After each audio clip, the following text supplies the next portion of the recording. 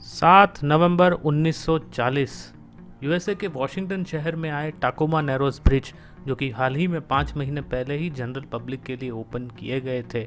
उस पर लोग रोज़मर्रा की तरह चल रहे थे, गाड़ियाँ भी निकल रही थी। अचानक 62 किलोमीटर पर आवर की स्पीड से विंड ब्लो करना शुरू कर देती है और पूरा का पूरा ब्रिज हिलने लगता है।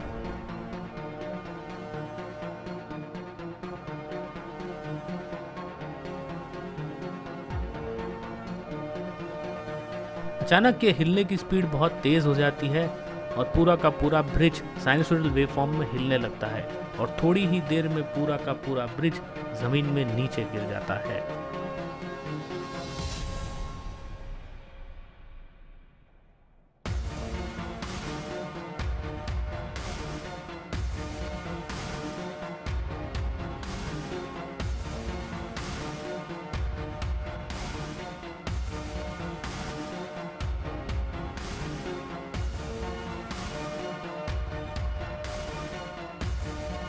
क्या आप जानते हैं कि इस ब्रिज के पीछे की गिरने की वजह है कॉम्प्लेक्स नंबर्स की काउंटिंग में गलती?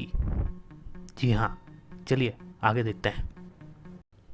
इंजीनियरिंग लाइफ में ऑलमोस्ट हम सब लोग कॉम्प्लेक्स नंबर्स के बारे में ज़रूर पढ़ते हैं, लेकिन क्या हम में से किसी को उसके रियल लाइफ एप्लीकेशंस के बारे में पता है? शायद नहीं। क्या आपने कॉलेज में इसे पढ़ते टाइम अपने टीचर से पूछा था? भैया मैंने तो पूछा था, लेकिन मुझे यह जवाब मिला था।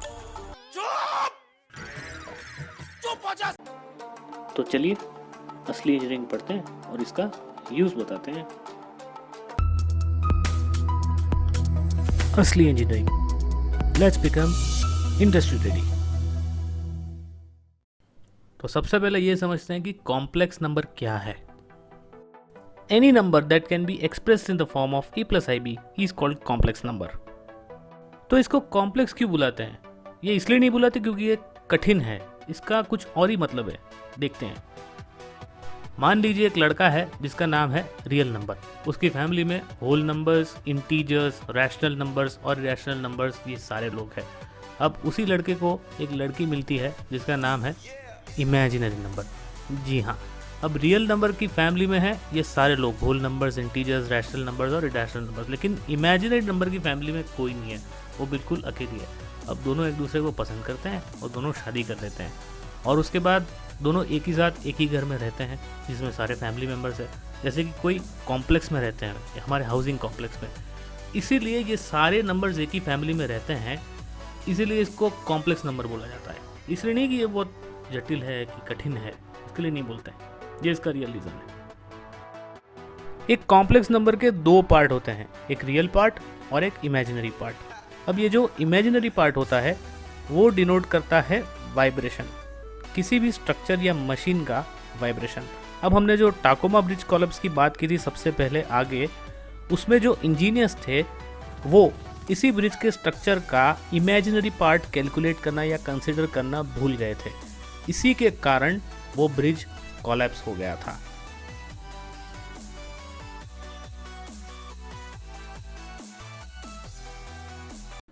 कॉम्प्लेक्स नंबर सबसे ज़्यादा यूज़ होता है इलेक्ट्रिकल इंजीनियरिंग में, लेकिन उसका सबसे मेन एप्लीकेशन है सिग्नल प्रोसेसिंग में।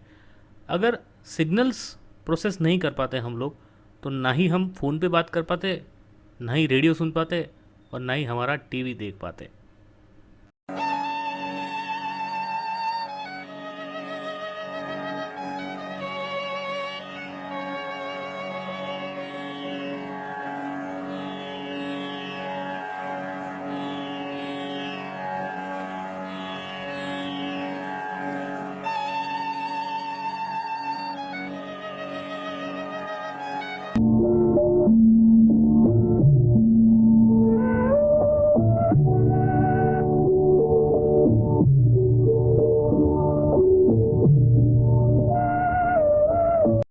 साथ ही कॉम्प्लेक्स नंबर का यूज़ डेटा एनालिसिस में किया जाता है।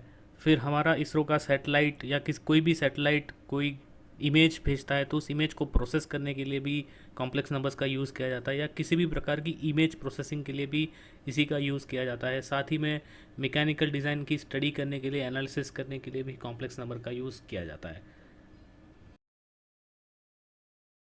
तो मैंने कहाँ से पढ़ा था? मैंने पढ़ा था गूगल प्ले स्टोर पे एक एप्लीकेशन है जिसका नाम है प्रियसर विद्यापीठ। उस एप्लीकेशन में कॉम्प्लेक्स नंबर्स के सारे कॉन्सेप्ट्स एकदम इजी मेथड से समझाए गए हैं, जो कि एग्ज़ाम ओरिएंटेड है जीटीयू के, खास करके जीटीयू वाले स्टूडेंट्स बिल्कुल मिस ना करें। इसे डाउनलोड कर दे, लिंक मैं नीचे डिस्क्रिप्शन में दे रहा हूँ। ठीक है, थैंक यू वेरी मच। तो फिर आया ना मज़ा? जिस चीज़ को आप इतने सालों से पढ़ रहे हैं उसके रियल लाइफ एप्लीकेशंस जान के आपको कैसा लगा, ये ज़रा एक बार कमेंट में बता देना। और अगर आपको ऐसा ही कंटेंट देखना है तो चैनल को सब्सक्राइब कर दीजिए और वो घंटी वाला बटन ज़रूर दबा देना।